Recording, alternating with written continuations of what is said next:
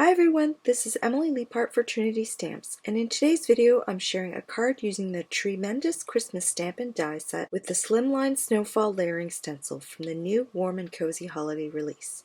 When I first saw this Tree-mendous Christmas stamp set, I knew I had to have it just because there was a cute little beaver right in the middle of the animal tree. Also included are small ornaments and items you'd find in the woods. There are several fabulous sentiments that you can combine or use on their own. And of course there are the coordinating dies, and I love that there are dies for the sentiments too. Here's a look at the Slimline Snowfall layering stencils. There are two 6x9 stencils and they are marked A and B. You can of course use them in any order. You can see how they layer over top of one another to create depth in a scene.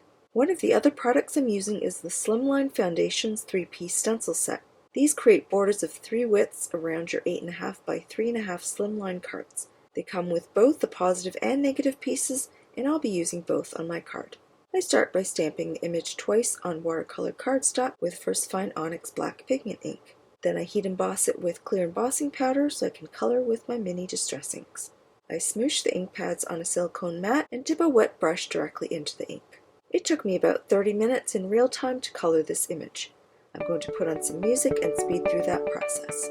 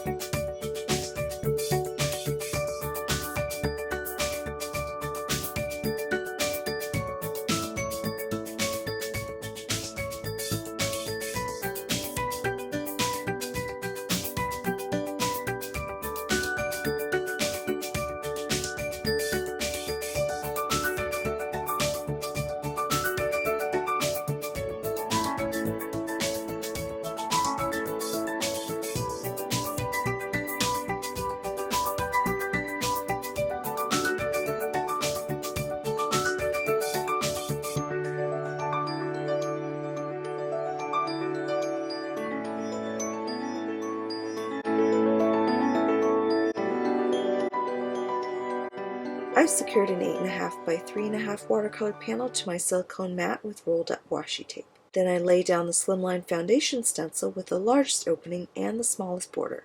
Over top of that, I lay down the first of the Slimline Snowfall stencils. I used peacock feathers and mermaid lagoon with stencil A, then evergreen bough and pine needles with stencil B. I used more ink at the top and faded out towards the bottom. I wiped down both stencils in between colors.